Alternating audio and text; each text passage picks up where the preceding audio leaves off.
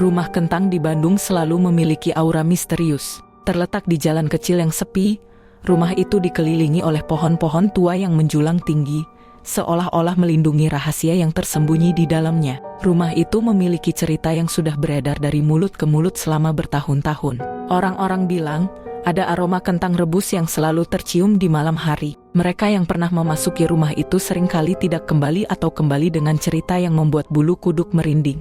Suatu hari, sebuah keluarga kecil pindah ke rumah tersebut. Mereka adalah Pak Arman, istrinya Bu Maya, dan anak perempuan mereka, Dinda. Pak Arman adalah seorang arkeolog yang tertarik dengan sejarah rumah itu. Dia menganggap cerita-cerita seram itu hanyalah legenda belaka. Keluarga ini berharap bisa mengubah rumah tua itu menjadi tempat tinggal yang nyaman dan aman. Pada malam pertama mereka di rumah itu, Bu Maya mencium aroma kentang rebus yang kuat dari dapur. Saat dia memeriksa, dapur kosong dan tidak ada tanda-tanda aktivitas. Dia berpikir itu mungkin hanya imajinasinya saja. Tapi ketika dia menceritakannya pada Pak Arman, suaminya hanya tertawa dan mengatakan bahwa hal itu mungkin karena mereka lapar setelah seharian beres-beres. Malam-malam berikutnya, kejadian-kejadian aneh semakin sering terjadi. Dinda mulai mendengar suara anak kecil menangis dari arah ruang bawah tanah. Ketika dia memberitahu orang tuanya, mereka hanya berpikir itu mungkin suara kucing atau tikus. Namun, rasa penasaran Dinda semakin besar. Suatu malam, dia memberanikan diri untuk turun ke ruang bawah tanah. Ruang bawah tanah itu gelap dan berdebu. Dinda menyusuri setiap sudut dengan senter kecil di tangannya. Saat dia hampir menyerah dan kembali naik, dia melihat sesuatu yang aneh di sudut ruangan.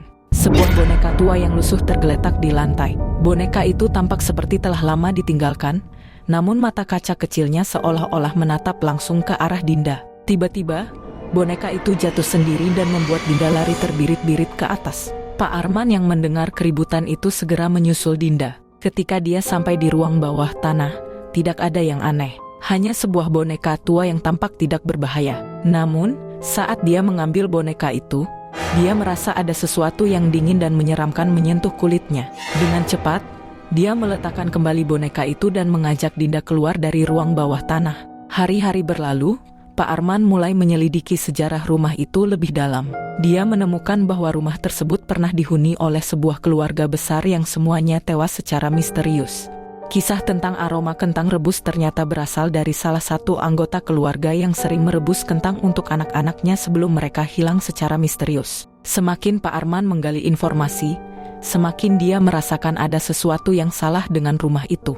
Sementara itu, Bu Maya mulai mengalami mimpi-mimpi buruk. Dia sering bermimpi tentang seorang wanita tua yang menangis di dapur sambil memegang panci besar. Wajah wanita itu tampak penuh kesedihan dan ketakutan. Setiap kali Bu Maya mencoba mendekatinya dalam mimpi, wanita itu akan menghilang dan meninggalkan aroma kentang rebus yang menyengat.